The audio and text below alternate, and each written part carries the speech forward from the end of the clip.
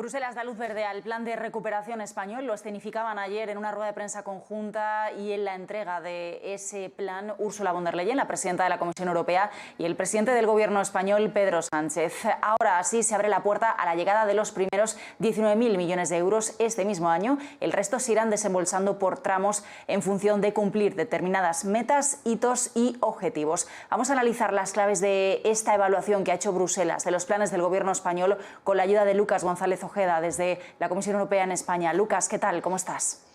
Hola, ¿qué tal? ¿Cómo estáis?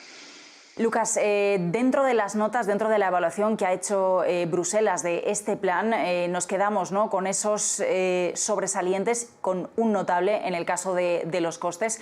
Cuéntanos un poquito cómo se ha hecho ese examen y bueno, por qué estas notas, ¿no? Tenemos una nota alta en la mayoría de las directrices evaluadas y el plano de los costes, que también te quería preguntar. Cuéntanos.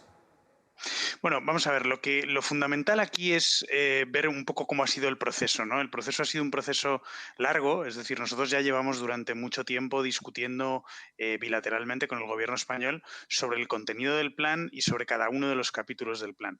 Es verdad que luego hay una serie de criterios que evaluar, algunos de ellos que has mencionado, y en general en todos ellos estamos muy satisfechos, ¿no?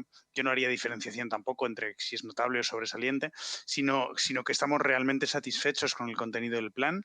Estamos, digamos, muy tranquilos respecto de cómo está diseñado el plan, de cómo se han ido, digamos, perfilando cada una de las reformas y de las inversiones. Hay que tener en cuenta que el plan contempla más de 100 inversiones y más de 100 reformas y en función de eso, pues lógicamente hemos hecho una evaluación, como digo, muy positiva en en todos los capítulos, diría yo. Y ahora lo que queda, efectivamente, como muy bien has dicho, es en primer lugar, una vez que lo apruebe el Consejo, que tiene 4 semanas para hacerlo, ya podemos iniciar el proceso de desembolso de lo que llamamos la prefinanciación, que es un 13% de los fondos de esos 69.000 millones, es decir, en torno a los 9.000 millones. Y luego ya tenemos que ir observando el cumplimiento de los más de 400 hitos y objetivos que se han establecido en el propio plan. Y a partir de ahí, el primer desembolso sería de unos 10.000 millones, que esperamos que se produzca también en este año 2021. Uno de los debates o una de las cifras que se están analizando son precisamente esos 19.000 millones, porque el Gobierno había presupuestado en sus propias cuentas 27.000. Finalmente son 19.000, dice el Ejecutivo que son suficientes para las reformas y para los planes que se quieren avanzar este año y que el resto lo financiará vía deuda. Esos 19.000 millones que podrían llegar, como tú dices, seguramente este mismo 2021, ¿serían suficientes para las primeras medidas que hay que tomar en este momento? Bueno, España ha sido un país que ha adelantado mucho tanto en su plan, tanto sus reformas como sus inversiones. Es decir, es un país que adelanta mucho muchos de los proyectos que en principio tienen que ir a lo largo de todo el periodo de ejecución de este plan, ¿no?, que es hasta 2026. Entonces, desde luego, nosotros, en base a ese compromiso, lógicamente hemos ido hablando con el Gobierno para determinar cuáles serían los importes razonables a desembolsar en este momento. Yo quiero recordar que el importe total de esta pata del plan son 69.000 millones. 69.000 millones es mucho dinero, pero ya en este 2021 se van a desembolsar casi 20.000, es decir, un tercio, algo menos de un tercio de ese volumen se va a desembolsar ya, ¿no? Eso es en un año y estamos hablando de que es un plan que lleva muchos años, ¿no? Con lo cual, bueno, insisto, es un plan que ha presentado el Gobierno está conforme con ese diseño y nosotros entendemos que efectivamente hay un trabajo importante para la absorción de ese volumen de fondos que, insisto, es un volumen de fondos muy significativo. Lucas, dentro de lo que tiene que hacer el Gobierno, ¿no?, en sus deberes y en sus diferentes actuaciones y que va a formar parte de la evaluación de Bruselas, tiene que ver con la reforma laboral, una reforma que tiene cierta polémica en nuestro país. Hay diferentes voces enfrentadas al respecto. Ayer, Ursula von der Leyen se mostraba bastante favorable o era optimista al respecto. ¿Cuáles son las claves dentro de lo que hay que reformar dentro de nuestro mercado laboral para que efectivamente esos fondos europeos se sigan liberando? Bueno, hay muchas de las cosas que nosotros hemos ido indicando a España durante los últimos años en lo que se llama las recomendaciones específicas de cada país y que hemos ido, como digo, informando y requiriendo a España durante los últimos años en el ámbito del mercado laboral. Hay un tema muy significativo y muy importante que es el tema de la dualidad de los contratos, de la multiplicidad de contratos que hay en el mercado laboral, que eso lo que hace es, bueno, pues dotar de menos eficiencia al mercado laboral y eso es algo que hay que resolver y eso está metido en el plan para resolverlo y eso es algo que tiene que atajar el gobierno español. Y en segundo lugar hay una cuestión muy importante que también está planteada en el plan, que es el tema de las políticas activas de empleo, ¿no? Hay un volumen importante de fondos que se van a dedicar a reformar y a mejorar y a modernizar esas políticas activas de empleo y es una de las cosas que esperamos de este plan y están incluidas en el plan, ¿no? A partir de ahí hay una cuestión importante y que nosotros también hemos insistido en ella, que es que, lógicamente, cuando se hace una reforma laboral o cuando se mejoran las condiciones de una reforma laboral, eso tiene que contar también con el necesario diálogo social y entendemos perfectamente que el Gobierno también tenga que pasar por ese momento del diálogo social con todas las partes y acordar lo que mejor convenga al mercado laboral, ¿no?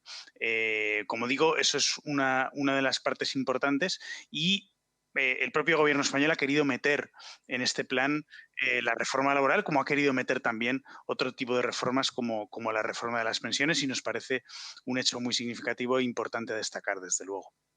Dentro precisamente de eso último que apuntabas, de la reforma de las pensiones que tenemos pendiente estos mismos días, el ministro Escrivá podría darnos más detalles, pero lo que sí dicen los documentos es que ese sistema de pensiones, esa reforma, su diseño final se ha dejado abierto finalmente para las negociaciones con patronales y con sindicatos.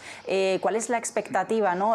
Teniendo en cuenta bueno, pues el debate y lo difícil de este tipo de negociaciones, de que finalmente se puedan realizar en el marco de, bueno, pues de la liberación de estos fondos? ¿Qué pide Bruselas en términos de reforma de las pensiones? Bueno, yo insisto en que el plan es un plan que presenta el gobierno español y que nosotros evaluamos. Es decir, no somos nosotros los que le estamos diciendo a España lo que tiene que hacer o no hacer en ese sentido, sino que lo que esperamos es, y así ha sido, un plan concreto de reformas por parte del gobierno español y nosotros lo hemos evaluado positivamente.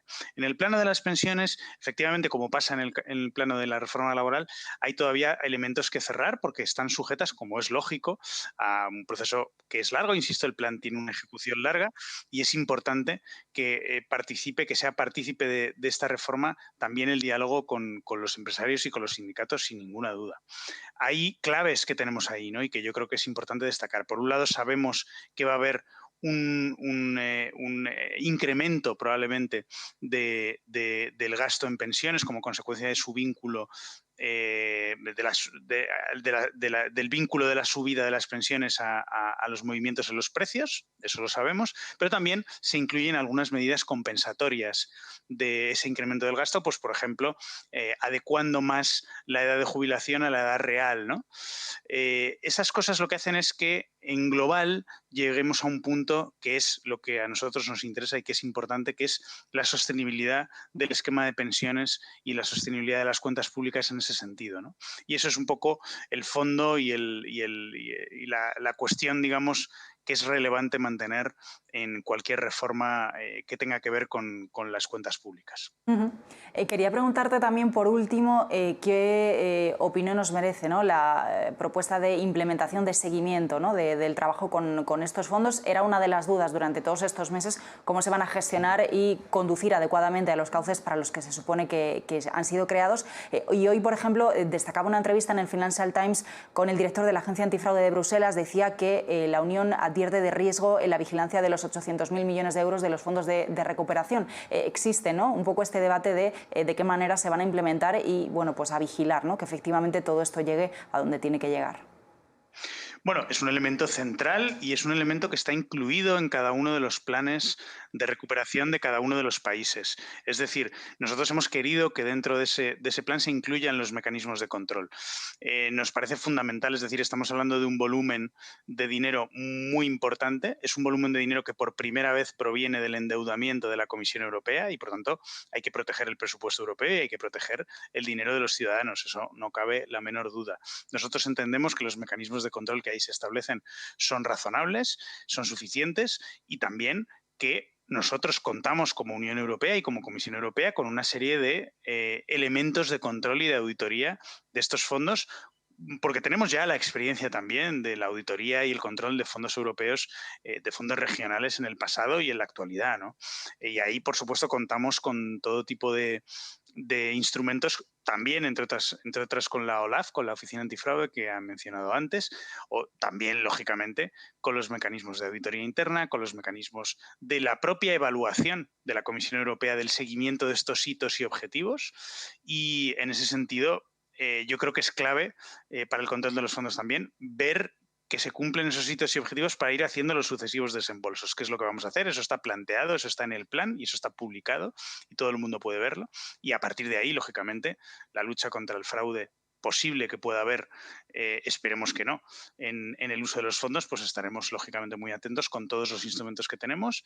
Y también, por cierto, me gustaría recordar que hace poco se ha puesto en marcha la Fiscalía Europea a partir del 1 de junio, y ese va a ser otro de los instrumentos que están al servicio de la lucha contra el fraude cuando se trata de dinero europeo. Pues Lucas González Ojeda, como siempre, muchísimas gracias por acompañarnos. Vamos a seguir vigilando, ¿no?, qué hitos se van cumpliendo en el marco de este plan de recuperación y, por supuesto, el análisis de Bruselas. Gracias, buenas tardes. Pues muchas gracias a vosotros, como siempre.